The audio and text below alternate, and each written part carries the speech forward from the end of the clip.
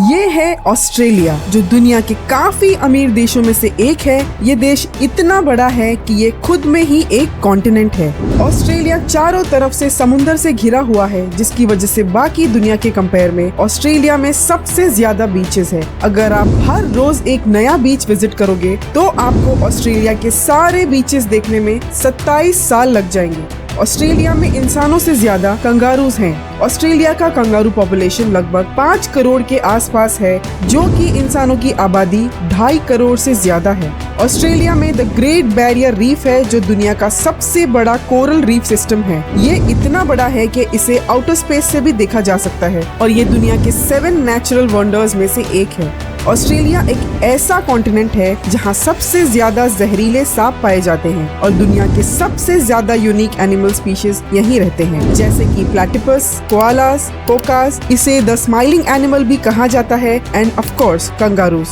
Australia में दुनिया का सबसे लंबा फेंस है, इसे डिंगो फेंस कहा जाता है। ये बनाया गया था ताकि डिंगोस को फर्टाइल लैंड से दूर रखा जा सके। ये fence great wall of China से भी लंबा है, करीब 5600 किलोमीटर तक फैला हुआ है। ऑस्ट्रेलिया में क्रिकेट को भी काफी पसंद किया जाता है और ऑस्ट्रेलियन क्रिकेट टीम दुनिया की इकलौती क्रिकेट टीम है जिसने सबसे ज्यादा बार क्रिकेट वर्ल्ड कप जीता है, पूरे 6 बार।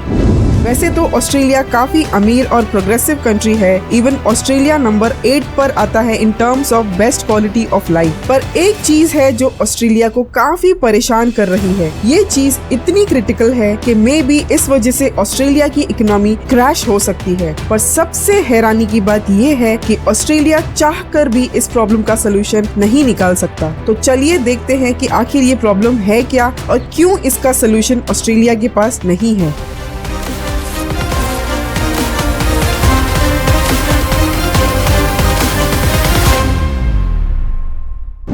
ऑस्ट्रेलिया को यूरोपियंस एक्सप्लोरर्स ने डिस्कवर किया था। यूरोपियंस आने से बहुत पहले इस कॉन्टिनेंट में आदिवासी लोग हजारों सालों से रह रहे थे। साल 1606 में सबसे पहली बार ऑस्ट्रेलिया को जिसने देखा वो था डच नेविगेटर विलेम जैनसूम। उसके बाद फिर कई और डच एक्सप्लोरर्स आए और उन्होंने इस विशाल आइलैंड को नाम दिया द न्यू हॉलैंड। लेकिन ऑस्ट्रेलिया के डिस्कवरी का सबसे बड़ा क्रेडिट दिया जाता है एक British explorer captain James cook को, जो यहाँ साल 1770 में बॉटनी बे नाम के आइलैंड में आया और इस जगह को ग्रेट ब्रिटेन के लिए क्लेम किया और इसे नाम दिया न्यू साउथ वेल्स और साल 1788 में पहला ब्रिटिश कॉलोनी शुरू किया। वैसे तो ऑस्ट्रेलिया को साल 1606 में पहली बार डिस्कवर किया गया था, लेकिन ये याद रखना इम्पोर्टेंट है कि ऑस्ट्रेलियंस आदिवासी लोगों का इतिहास यूरोपियन एक्सप्लोरेशन से कहीं ज्यादा पुराना है। ऑस्ट्रेलिया काफी बड़ा देश है, पर उसकी ज्योग्राफी उतनी ही अजीब है। ऑस्ट्रेलिया ऑलमोस्ट अमेरिका के साइज का है, पर ऑस्ट्रेलिया की आबादी जो 2.5 करोड़ है वो बहुत छोटी है अमेरिका के सामने, जिसकी आबादी लगभग 33 करोड़ है। इसका मतलब ऑस्ट्रेलिया का बहुत सा हिस्सा खाली पड़ा हुआ है।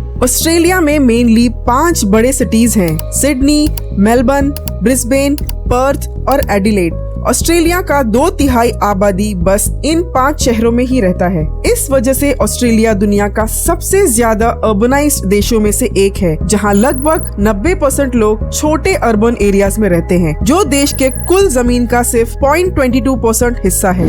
इस 90% में से आधे लोग इस रेड एरियाज में रहते हैं और बाकी आधे लोग ब्लू एरियाज में रहते हैं। ऑस्ट्रेलिया का 90% आबादी बस इस कोस्ट लाइन में 50 किलोमीटर के अंदर रहता है, जिसका मतलब है इस रेड और ब्लू को छोड़ के जितना भी एरिया है ऑस्ट्रेलिया में, इस बड़े लैंड मास में बस 10% लोग रहते हैं। इसका एक सबसे हैरत अंगेज एग्जाम्पल है ये एना क्रीक नाम का जगह। एना क्रीक एक बहुत बड़ा एरिया है, ये इवन इजराइल से भी बड़ा है, पर ये कोई देश, शहर या गवर्न किया हुआ एरिया नहीं है। ये तो बस एक प्राइवेटली ओन कैटल फार्म है। इनफैक्ट ये दुनिया का सबसे बड़ा कैटल फार्म है। जहां इजराइल की आबादी लगभग 93 लाख है, वही इस एरिया में जो इजराइल से भी बड़ा है, यहाँ बस 8 लोग रहते हैं। इस एग्जाम्पल से आप समझ सकते हो कि ऑस्ट्रेलिया कितना खाली पड़ा हुआ है। आयरनी तो ये है कि जो प्रॉब्लम ऑस्ट्रेलिया को सता रही है वो है हाउसिंग की। ऑस्ट्रेलिया में जगह ही नहीं है घर बनवाने के लिए, मतलब इतने खाली देश में भी लोगों को रहने के लिए घर नहीं है। ऑस्ट्रेलिया एक हाउसिंग क्राइसिस से गुजर रहा है, जिससे ये दुनिया के सबसे कम अफोर्डेबल जगहों में से एक बन गया है। सिडनी हांगकांग के बाद दुनिया का दूसरा सबसे कम अफोर्डेबल शहर है और 3 और बड़े ऑस्ट्रेलियन सिटीज भी टॉप 20s में आते हैं। ये सिचुएशन बद से बदतर होती जा रही है और ऑस्ट्रेलिया अपने ही बनाए हुए जाल में फंसता जा रहा है। सबसे पहली बात तो ये है कि ऑस्ट्रेलियंस के लिए हाउसिंग एक बहुत इम्पोर्टेंट फैक्टर है। ये उनके नेशनल आइडेंटिटी का एक बड़ा हिस्सा है। 1950s से ही ऑस्ट्रेलिया में एक घर का मालिक होना मतलब ये काफी बड़ा अचीवमेंट माना जाता है। ये दर्शाती है कि आप स्टेबल और अमीर हो। एक सर्वे के हिसाब से 75% ऑस्ट्रेलियंस अभी भी इस ड्रीम पे बिलीव करते हैं। लेट मी एक्सप्लेन कि मैं ऐसा क्यों कह रही हूँ कि ऑस्ट्रेलिया में घर अफोर्ड करना इज ऑलमोस्ट इम्पॉसिबल। 1970s में ऑस्ट्रेलिया का एवरेज सैलरी सालाना $4,200 था और सिडनी का एवरेज हाउस प्राइस था $18,700।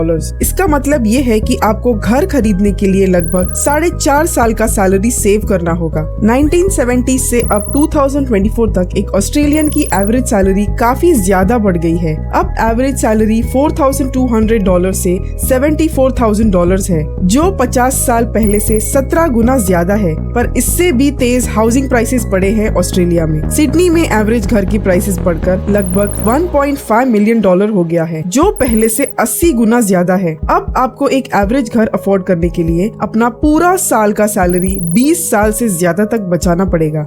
इन द मीन टाइम घर के प्राइसेस और तेजी से बढ़ते जाएंगे। सिर्फ सिडनी नहीं, लगभग सब बड़े ऑस्ट्रेलियन सिटीज में हाउसिंग प्राइसेस का सिमिलर ट्रेंड है। जिसने बहुत पहले प्रॉपर्टी खरीद के रखा होगा उसके लिए तो ये बेस्ट इन्वेस्टमेंट है, पर उसे अब कोई खरीद नहीं पाएगा। आज एक ऑस्ट्रेलियन हाउस होल्ड जो साल का $1 लाख कमाता है, वो कंफर्टेबली मार्केट में सिर्फ 13% घरों को अफोर्ड कर सकता है, पर इसे भी खरीदने के लिए उन्हें काफी लोन लेना पड़ता है। इसीलिए Australian house hold have one of the largest debts in the world.